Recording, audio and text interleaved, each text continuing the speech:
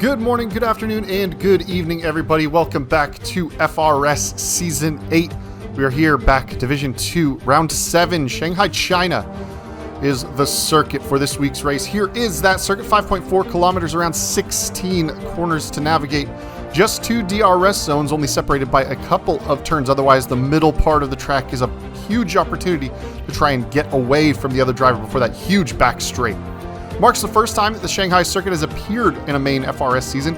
It did appear previously, though, in the Curse Grand Prix series and was in the rain, so it made for an interesting one. The first of the two hairpins, turn 6, is not at the end of any kind of DRS zone, but a good overtaking opportunity because of the hard braking that is available to it. You might see a Danny Rick on Seb Vettel kind of lunge there, but otherwise, turn 14 at the end of the huge back straight with DRS, another hard braking zone with the slowest corner on the track, down around 40 miles an hour at race speed. So look for the moves to be done there quite a bit. The soft, medium, and hard, as always. The medium compound about half a second slower per lap than the softs. The hard's about 1.1 seconds slower per lap. So pretty average gapping in the pace. The softs can max out about 17 laps, the mediums 24, and the hards can do just about the entire race distance of 28 laps. However, that may be how they get to puncture territory. The pace that they get there with falls off quite significantly, so don't expect too many people to be stretching tires too far. The championship, France stuff on the top step right now, 120 points on the season. Gali only on 74, Spen 70. We are at 58, just ahead of that one kid who rounds out the top 5. Pathman, Madsa, Bonhomie, Ipswich, and Zhao make up the remainder of the top 10. So let's hop out onto the circuit as we get ready for our first qualifying lap of the day. Open the DRS, heading down the pit straight and into the first complex of corners. Turn 1, 2, 3, this sweeping kind of snail shell maneuver way up the hill, steadily reducing speed, get to the apex of turn 2, and then tuck it in down the hill. Try and get on the power as early as you can as you unwind from this long double left-hander. A little right-handed kink is turn 5, and then hard on the brakes for turn 6, that overtaking opportunity of a hairpin. So getting on the power, you're now going to run through this set of sweepers. Flat out is this long left-hander, and then pitches into this right-hander coming up next as you have to get on the brakes a little bit. Keep the car stuck to the right side as much as possible because you now have a double left-hander as Bonhomie jumping out of the way. Our teammate, a little bit of a wiggle as we get on the curbing there. The back end coming slightly unstuck as we aren't quite on it. Now start at the curbing, break into the last big important traction zone as it's this long opening radius right-hander. Get on the throttle as early as you dare. There is some banking to work with, but the back end loves to try and jump out as you're getting on the throttle. A decent run down until you open up that DRS, and now picking up speed the whole way down this back straight. Slipstream, very important, just ahead of the 100-meter board. Brake extremely hard down into this big hairpin. You see down to 41 miles an hour. A very, very slow corner in F1, and this quick left-handed flick, so easy to run wide on the exit here, but we keep it well within track limits. Open the DRS and across the line, and we set the first lap time of the day, a 32.2, but is very quickly taken over by Spenwolf, who goes into the 31.8. So we're starting up for our second flying lap. About 7.5 minutes or 8 minutes left to go in the session. We'll look to improve the fair chunk of time to find in the middle sector, as even though Bonhomie jumped out of the way, I was a little distracted by it, and it definitely cost me a bit of time through Sector 2. Now working our way through the opening complex of corners and Sector 1, pretty much even Stevens with our best lap time. You can see the delta about 0.003 of a second, the difference. It actually registers as a purple sector. A little earlier on the brakes, get the car rotated a bit better for that turn 6 hairpin, and we've actually found about 1/10 of a second that time by. So now through this fast left-hander, if we can keep the right side a little bit tighter to the inside, there's time to find, and you can see over 1.5 tenths, and now just a bit wide of the apex. Still not the best run as Spen crashes out ahead of us and ruins his day, so no improvements are going to be coming for Spen. We are currently provisional P4 on the road. We are just a little bit beyond halfway, running our second of potentially 3 flying laps. So we found about 1/4 of a second, 2.5 tenths, and still a little bit of time to find in the hairpin as we streak down the back. But purple first, purple second sector shows a good opportunity to potentially put ourselves up towards the top. Not quite the best hairpin we've ever run. A little bit wide of the apex. We get the throttle down. We're going to flick into the left-hander, and we lose a little bit of time. So we lost about half a tenth in the final two corners. We do improve up to provisional P2. Go to a 32.069 this time by. So knocking on the door of the 31s. As we head back out, it is time for the final flying lap of the day. Opening up that DRS, trying to go for that pole position. Try and get one on the season, maybe. Qualifying is not necessarily my usual jam, but not a great run through turns 1 and 2. You can see we've lost about a tenth of a second almost. We gain a little bit of it back on our way into turn 3 and 4. And out of the hairpin, out of the complex, we are about half a tenth off of our previous best pace. So time to find as we head to the hairpin and lose a little time on entry, gain a little time back on exit. So it's pretty much even through that hairpin section.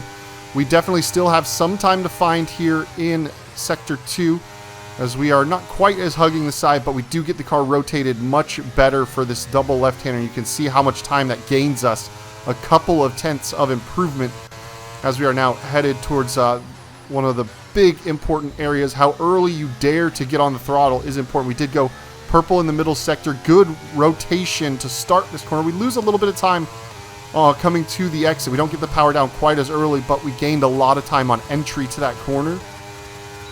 And so we are about 3/10 up, which will put us, if we can hold that 3/10 on provisional pole, there still is a little bit of time to find potentially in these last couple of corners if we get it just right, taking a little bit of curb, get the car rotated, but not quite as good on the throttle. We're only going to find a little less than 2/10, and through the final corner we gain a little bit back, but it's about even in that final corner. We find about a quarter of a second. It's enough to put us on a 31.8 provisional pole at the moment. Of course, Spenwolf had crashed out during our second run, so no improvements there.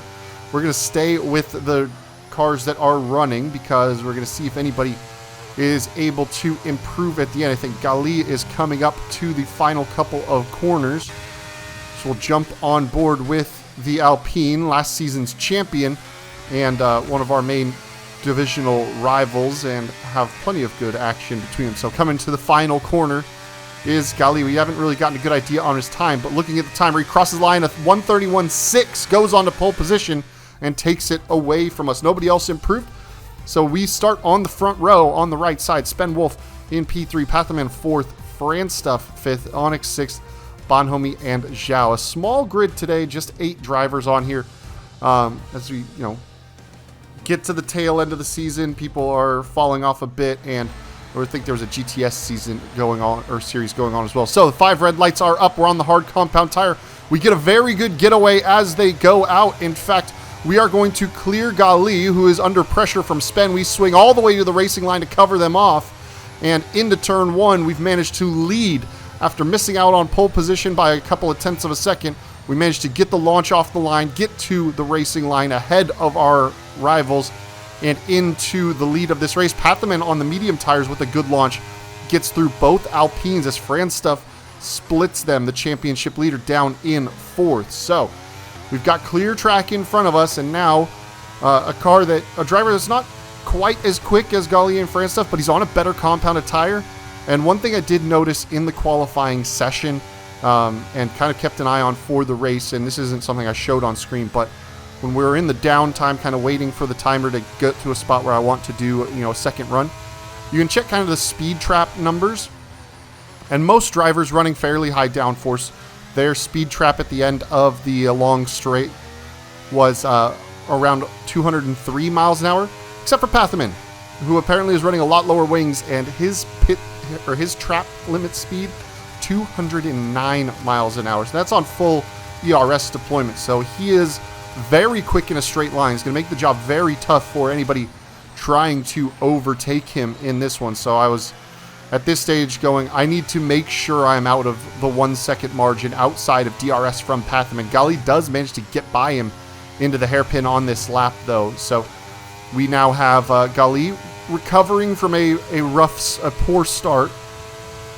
and getting himself back up into P2 now. 1.6 seconds, the margin between ourselves and Gali. We were a little bit trying to gain on him at this stage, but a little bit of a slow run out of the corner, and we've lost a hair of a second. It was still 1.7. And now we end up with a bit of rear locking on our way into this hairpin. So it does rotate the car. Luckily that time it doesn't hurt us. It's just really scary when the rear starts to lock. So we're still managing to try and grow the gap to Gali, but I was definitely feeling the pressure and the nervousness, and trying to modulate braking very finely when you're a little nervous is tough with that left foot. So Gali manages to make a 10th up on us and is getting a little bit closer, but we're still managing to hold. If we can keep him out of DRS, that's good news for us. Maybe Pathaman can rebound and start chasing him back down again, but doesn't quite look that way. We've actually got a good exit. 2 seconds now, the margin to Gali, and Pathaman just ahead of Franstuff, who is that championship leader, and needing to get by the McLaren very quickly. Into the hairpin, a little bit more rear locking and big wheel spin coming out of the corner. You can see we went from 2 seconds up to losing time the whole way, and a really wide run out of the final corner. We just have to kind of jump off the circuit. You can high center your car on that curb, so if you're going to go over it, it's better to just drive completely over it, take the track limit warning, because otherwise the car is just kind of teetering and balancing on that curb. And we've lost 0.4 of a second to Gali in the span of a couple of corners, and he's actually driven a very good turn 1, turn 2. You can see 1.6, 1.5 now the margin, so he's starting to put some pressure back onto us as he closes up. We are still running away from Pathaman. We go deep in the turn 6 hairpin, so that's another 0.3 of a second that he makes up on us. We do get to kind of straight line the exit a little more, so we make a little bit of time back in straight line speed, but it is not an ideal way to be driving that corner, especially when your main championship rival is putting the pressure on you the whole time. So it's dropped now to 1.2 seconds. He's nearly gotten himself back into DRS after a pretty shaky lap and a half or so that we've driven. 1.1 now the margin. So it's getting very tough. Unfortunately for Spen, he had some damage at the start, pitted early, and he's also had connectivity problems this whole session. So Spen, unfortunately, is kind of out of this race and will be for most of it, and he's just kind of at the back. Unless there's a safety car to kind of bail him out, he's going to be in a bit of trouble. More wheel spin on the exit. You see the corrections having to be made to keep the car from going all over on me. And here we go down the pit straight. Still managed to stay out of the DRS of Gali. 1.2 seconds now the gap between the two of us. So we head down into turn 1. So he's managed to stabilize a little bit. But one little slip up, and that could be the be bad news for us. And speaking of slipping ups, coming out of turn 2, Gali spears off to the side. I believe he took maybe minor wing damage because of that. He got into the wall, but just a little too much right foot coming out of turn 3. The back end just lights up and he spins. So all of a sudden the pressure is lifted. We're going to jump ahead, lap 8 of 28 now, and you can see we've grown the gap to 7.2 seconds now, as Franstuff and Pathaman have been dueling significantly over the course of this Grand Prix. It's Franstuff getting his way up the inside in turn 1, but that straight line speed that Pathaman has been a real problem for Franstuff to try and get by. Gali has, with that damage, fallen straight through the field. He hasn't pitted, so it's only minor wing damage, but it's definitely costing him pace. And he's fallen off the back as Onyx is up into 4th, Bonhomme into 5th, Zhao up into 6th. But you can see Franstuff and Pathaman swapping positions pretty constantly as we keep the gap about 7.7 seconds. And once Franstuff did finally get past Pathaman, he started to do the started to think, okay, championship leader who's been absolutely rapid all season. I'm a little concerned that he has now kind of gotten free and unleashed himself if he can get himself fully cleared of Pathaman. But Coming into this section, you can see up at the timer, Pathman 8.5, Franstuff 7.8. So that means Pathman's still in the DRS of Franstuff, and you combine that DRS with the straight line speed advantage he has, and he's going to be able to eat up a significant amount of that DRS gap, or that gap right down this back straight. And in fact is so fast in a straight line, he's able to get past Franstuff even before the braking zone. He's able to just sail right through, and he is right back in front of Franstuff, so their battle will indeed continue on.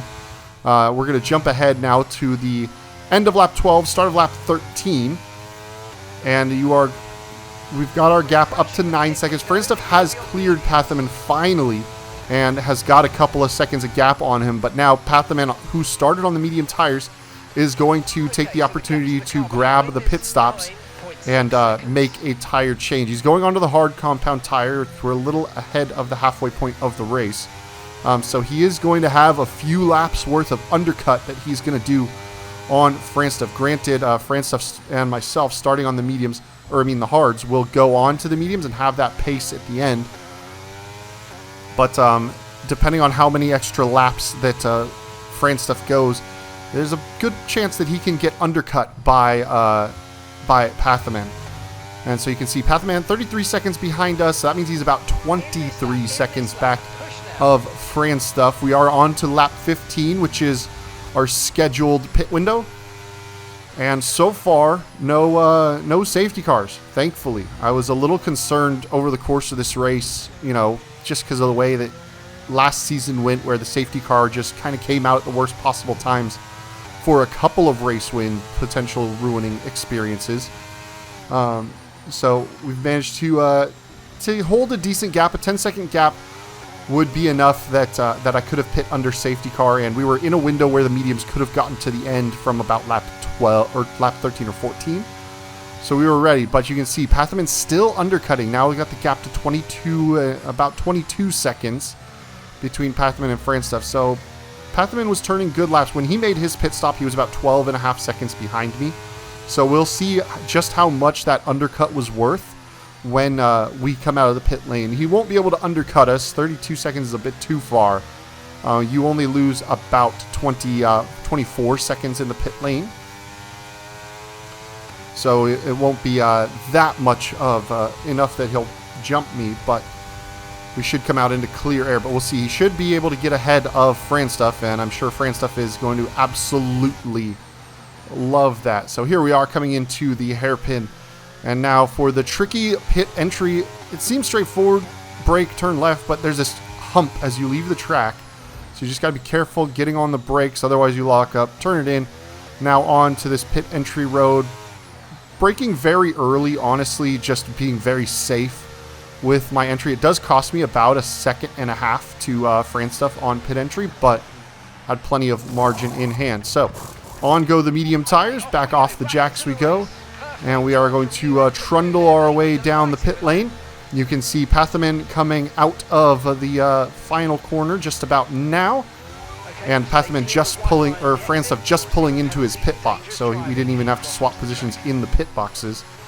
So out we go, and indeed Pathaman gets past Franstuff, who is able to basically turn off the pit limiter right away, though. So you can see Pathaman went from about 12 seconds back to 6 seconds. So that 4 laps worth of undercut was worth about 6 seconds, and it has put him about 3 seconds out in front of Franstuff, or about 2.5 rather. So Franstuff once again has work to do on Pathaman. I saved battery on the way in. Usually if I'm going long, I save battery to deploy the last couple of laps to help kind of offset the undercut power. But since I had the gap, I decided to save the battery. I'd seen that Gali had come in to make a wing change a couple laps ago. Took the fastest lap of the race and get on those new tires. So I decided to just save my battery the whole way. You can see the battery's all the way up to 70%. And battery recharge around the Shanghai circuit was very, very tough. You would only get back about 3 to 4% per lap if you didn't use any overtake. So it was very slow going to get the battery charged back up. So I was trying to make sure that I had enough for attack and defense. And now I've decided fresh tires. We're at a decently low fuel point in the race. The tires are just going to get worse. So let's go for the fastest lap of the race. We didn't get pole position, but we led into turn 1. So, you know, the Grand Slam is technically off because of not having pole position. But we do have the opportunity to go for the race win, lead every lap, and get the fastest lap. So I'm doing a full burn down the battery on the straights, and set the fast lap. We do set fastest first sector of the race already. So one sector down that is purple, and now we've got the grip and the speed to go for a second for the second sector and see if we can indeed continue on. The fresh tires, you got to use them when you've got them. They fall off after the first like 2 or 3 laps pretty significantly, and then stabilize and then drop off again. So we're just pushing hard. Another purple sector there. And this is the indeed fast lap of the race. And the other benefit of this is after coming out of the pits, you know, Pathaman and France stuff had the opportunity to kind of close the gap a little bit. So this is also kind of a statement lap of, no, I'm out in the lead. This is the speed I'm driving. And just grow that gap right back. Because as you can see, gained about 2 seconds on Pathaman on this lap. So we should be lapping significantly faster on this lap. Of course, we're going to then not use any battery for basically the rest of the race. But it's no big deal. So out of the final corner we go. And of course, no DRS helping us, but we do set 3 purple sectors, go to a 34.5. So we managed to take that fast lap away. And unless somebody decides to make a late pit stop, probably not going to be anybody else going for that fast lap. We're jumping ahead now. Lap 21 of 28. Pathaman and Fran stuff now 16 seconds back as they have been dueling. There was a little bit of a jumble between them that cost them a couple seconds on one lap because they kind of came together. But here we go, coming out of that snail section. You can see the orange dot going very slowly. Local yellows back there. Pathaman with a half spin. So Fran stuff now fully released from Pathaman's embrace. And now Pathaman falling back into the group of Gali and Onyx, who have been fighting. Onyx picked up a 5-second penalty for speeding in the pit lane. So it was unfortunate for him. But Pathaman on the switchback as Onyx and Gali went side by side through the hairpin. Pathaman just waited for the opening and darted right through. And since he's got that straight line advantage, he's now going to be a bit of a thorn in their side. The mediums and hards at this stage of the race, pretty similar performance. We're going to jump a little bit further ahead. Lap 27 of 28. Doing a little bit of lift and coast to save some fuel. We were running a bit low towards the end. You can see the fuel mix only plus 0.1. And we did have to fuel save for a couple of laps. Otherwise, we would have run out. But you can see our gap to France stuff even still 16.9. And 27-28 seconds from the other group because basically everybody has been having fuel save. Gali had another spin, which is why he's so far off the back of the dark blue dot of Zhao. You can see just about coming past the speed trap into the hairpin. So a tough day for Alpine as we start our final lap of the race. And we are nice and good on fuel. Plenty good on battery. Don't even really need to spend it. There's nothing to be really gained. We're not going for a fast lap. Nobody else was able to make a pit stop and go for that fastest lap point. Gali probably could have after the spin, but stayed out just in case. No safety cars today. Thankfully, I was very happy to see no safety cars. It was, you know, terrifying thinking of a safety car, but I was able to build kind of an almost safety car safe gap early on in the race, so I felt confident that even if there was a safety car, I would have had it covered. The trouble with the safety car would have been allowing Fran stuff to be kind of in my wheel tracks again, and having that buffer definitely kept the pressure off me, allowed me to drive my best race. But here we are, coming down the back straight for the last time. We can just, if you squint really hard, see Spen going into the hairpin right at the end there. We nearly actually caught up and lapped somebody today. But a little lift and coast into the final corner. Just gentle cruising. Nothing big doing in this one. And we are going to come through the final corner nice and safely. And we are going to take our first race win of the season. And we're going to do it in dominant fashion. 16 seconds the margin to the cars behind. And that was a race that felt real good, especially after, last week out in Singapore running P2 and then a dumb rear locking mistake in the wet weather that made it for a tough day. A clean day, nobody running into me, no safety cars. It's been a bad luck season so far, and my performance on top of that hasn't been, race winning pace. I've probably had podium pace at most tracks, but have been caught up in incidents. But happy to have a race win on the board. A fantastic day to spray some champagne. But so we'll jump in and see just the final little bit and get the final race standings ourselves with the win. Fran Stuff in P2, Pathaman P3, Bonhomie comes home 4th, so a good day for Mercedes points-wise. Onyx in 5th, Zhao 6th, Gali down to 7th, and Spen runs P8. I don't know whether he'll technically score the points. There's no retirement, but he was disconnected for, I think, a significant part of the race. So he may or may not get any points out of that. But thank you all for joining me here. We are unfortunately going to miss the next race, that is Qatar. And then there's a break week, so it'll be a couple weeks before I see you all. But I'll catch you guys next time. Peace.